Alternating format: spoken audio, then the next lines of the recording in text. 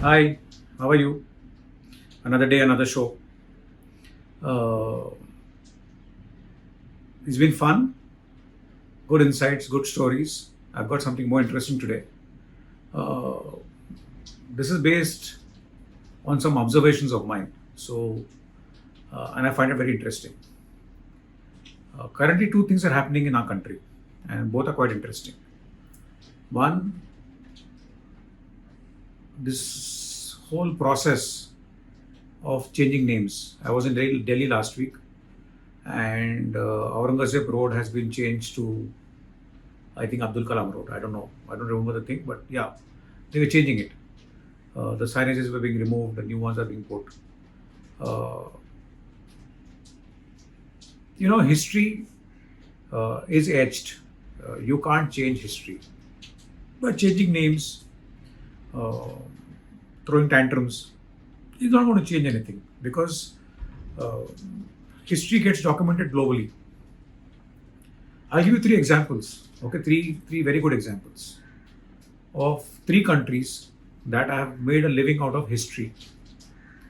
Uh, Singapore, but rather not three countries, three cities.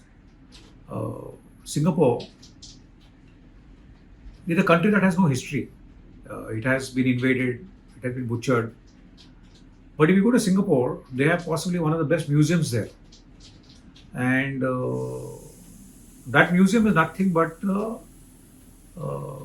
documentation of the India freedom movement. And you wonder why is it? But yeah, they've made it beautifully. Uh, they have they have told stories. People love going there. People love reading about it. People like watching it. Uh, that's how they celebrate their history. The other place that really I found extremely fascinating was Chicago. Chicago in the US is like US. Uh, they don't have too much of history that I can talk about, apart from Wild West and cowboys. Chicago has built some of the world's largest museums, and each of those museums are unique. They have a museum on science, they have a museum on archaeology, they have a museum on space. They are huge, they are beautiful, they are prehistoric museums. They have a dinosaur fossil there. You can spend 5, 6, 7 hours a day in each museum. They are like a city by itself. You walk in, corners are celebrated, stories are told. It is unbelievable. So you can spend all your life trying to change history, or you can spend all your life converting history into a story. And because stories you can't change uh, Snow White and the Seven Dwarfs or Jack and Jill. That is universal. You can't change it. You may want to have a different interpretation, but that won't change. Uh, and look at how they've completely owned the history space. Other country, that city that I really love, on the way they've created uh, a living out of history, is Cairo in Egypt. All your life you've read that the pyramids were built next to the Nile, and you go to Cairo, there is no pyramid next to the Nile. Nile is somewhere, the pyramid is somewhere else. The river has changed its course over thousands of years. Now they are discovering more things in those pyramids. Recently, I read somewhere uh, that they have discovered a mummy which is 4,500 years old. They have discovered the time capsule. I don't know how many of you know about time capsules, but over generations, human beings have captured time capsules and hidden them somewhere so that the next generation can come and have a look at it and what happened in the past. And this has happened world over. There are also rumors that when US went to the moon, they left a time capsule there. There are time capsules, I believe, immersed by Indira Gandhi, by Vajpayee ji. So time capsules are a very given thing. What they've now discovered, which is a 4,300-year-old time capsule, which is 2,300 years before Christ. Uh, it's a time. It's a papyrus. The whole history is written and documented in that. They've just recently discovered it in a new pharaoh's tomb. It's called Waziriye something. So the point I'm making here is uh, most countries in the world have used history to their advantage. Uh, History is documented. History is storytelling. Uh, Padmavati is a story. Now I'm hearing that even Jodha Akbar is a story. So these are all stories. There's no point fighting, trying to change it. It won't get you anywhere. If anything, it just spoils a lot of people's mood. History won't be kind to you because uh, today with Google around, history is so accessible.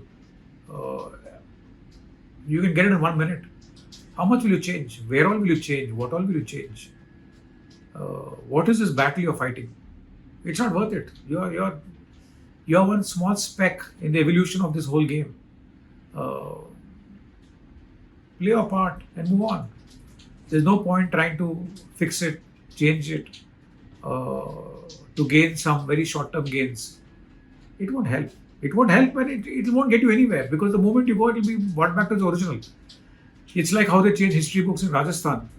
They said Rana Pratap defeated Akbar in Haldigati. I mean, it is a joke. Everyone knows it's a joke. They changed the textbooks. The government changed and the old came back. Now, Haldigati is a historical venue. It's documented. There are folklore, there are stories, people know about it. Why are you trying to change it? It's not going to get you anywhere. It's if anything, it's only going to make you look stupid. Don't do it. Don't do it at all. And like history, I also believe India, the concept of religion in India is so plural. It's unbelievable. Last week I was in Secunderabad, and in Secunderabad they have this huge festival called the Bonalu. Batkama. It's called Batkama in Telugu. Batkama is one incarnation of Lord Durga, I think. I'm not very good at it, but she's an incarnation or a representation of Lord Durga in South.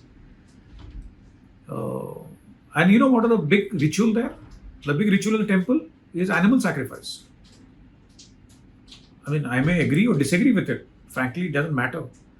But the point I'm making here is that it is such a big ritual where animals are brought to the temple, there are sacrificed, blood uh, is put on the feet of the Mata, and it's very, very big, huge. You can't touch it, you can't change it. There is also a temple in the north. I won't get into names because it's incorrect. Where there's a full meal given to the god, the deity, in the afternoon as lunch.